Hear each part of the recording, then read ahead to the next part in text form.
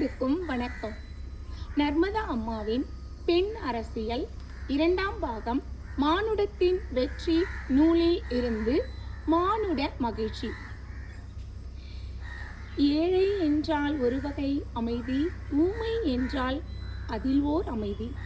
கண்ணதாசன். வாழ்க்கை எளிமையாக ஓர் அமைதி வந்து சேரும் என்பதை நடைமுறையில் நாமும் உணர்ந்தேதான் இருக்கிறோம். அனாவசிய ஆசைகள், அதனாலான நெருக்கடிகள், தேவையில்லாத சுமைகள், வேலை பளுக்கள், ஆடம்பரம் வேண்டி நாம் கொள்கின்ற ஆசைகள், அதற்கான போராட்டங்கள் இவைதான் நமது வாழ்க்கையாக கணக்கிறது. இவை தாண்டிய எளிய சந்தோஷமான வாழ்க்கை என்பது நாமும் சந்தோஷமாக இருந்து உடனிருக்கும் எல்லோரும் அவ்வாறே இருக்க வேண்டும் என்று நினைத்து வாழ்வது. அதுவே உண்மையான வாழ்க்கை தத்துவம். ஆனால் மனிதர்களுக்கு அது இன்னமும் புரிபடவே இல்லை. காரணம், பள்ளிகளிலேயே கல்வியிலேயே போட்டிகள் தான் கற்பிக்கப்படுகிறது. நமது கல்வி முறையே அடிப்படையில் தவறானதாக இருக்கிறது. போட்டி என்பது ஒவ்வொருவருக்குள்ளும் இருக்கும் திறமையை பட்டை தீட்டுவது போல ஆரோக்கியமானதாக இருக்க வேண்டும், ஒரு பயிற்சியாக இருக்க வேண்டும்.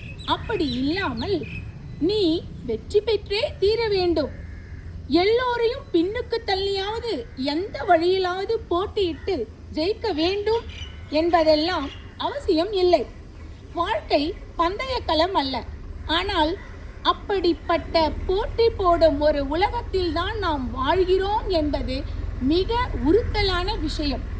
பணம் சேர்ப்பதில் போட்டி, நகைகள் சேர்ப்பதில் போட்டி, மதிப்பெண் வாங்குவதில் போட்டி. என்ன காரணம் என்றால், ஒருவரை விட மற்றவர் உயர்ந்தவர்களாக காட்டிக்கொள்ள வேண்டும் என்ற முனைப்பு. அதனுடைய கேவலமோ அசிங்கமோ நமக்கு புரியவே இல்லை. அப்படித்தான் வளர்க்கப்படுகிறோம், வாழ்கிறோம். குடும்பம், பள்ளி, சமூகம் எங்கெங்கும் நிறைய மாற்றம் வேண்டியிருக்கிறது, மாற வேண்டியிருக்கிறது.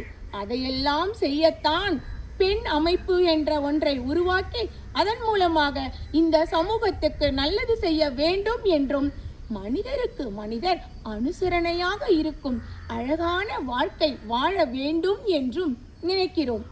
உணவு, ஆரோக்கியமான உணவு எல்லோருக்கும் கிடைக்க வேண்டும். வாழ்க்கையை வாழ வேண்டும். பள்ளி, கல்லூரி கல்வி என்பது முதன்மையாக வாழ்க்கையை கற்றுத்தர வேண்டும்.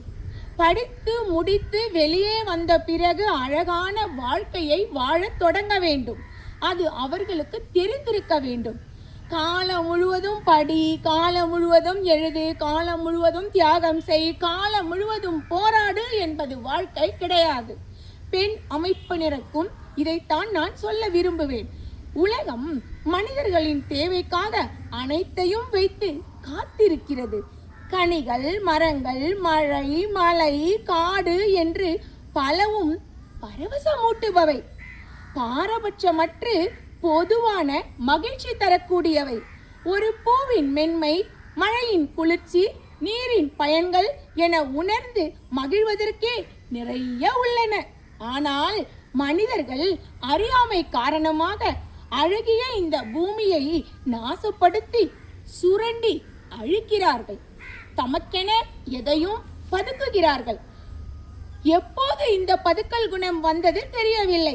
கார்கே எழுதிய தாய் நாவலில் என்னுடையது என்று ஒரு பொருளை எவன் முதலில் சொன்னானோ அவன்தான் உலகின் முதல் அயோக்கியன் என்று இருப்பார். ஆனால் அதைத்தான் ஒவ்வொரு மனிதரும் எந்நேரமும் எக்காலமும் எங்கெங்கும் செய்து கொண்டே இருக்கிறோம்.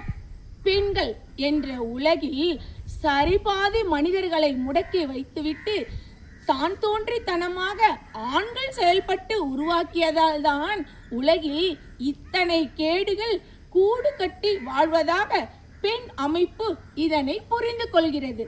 வாழ்வின் ஆதார ஸ்ருதியாக மகிழ்ச்சி இருக்க வேண்டும். அந்த மகிழ்ச்சி நமது நல்ல தன்மைகளினால் ஒட்டுமொத்த மானுடத்துக்கும் உரியதாக இருக்க வேண்டும். நன்றி, வணக்கம்.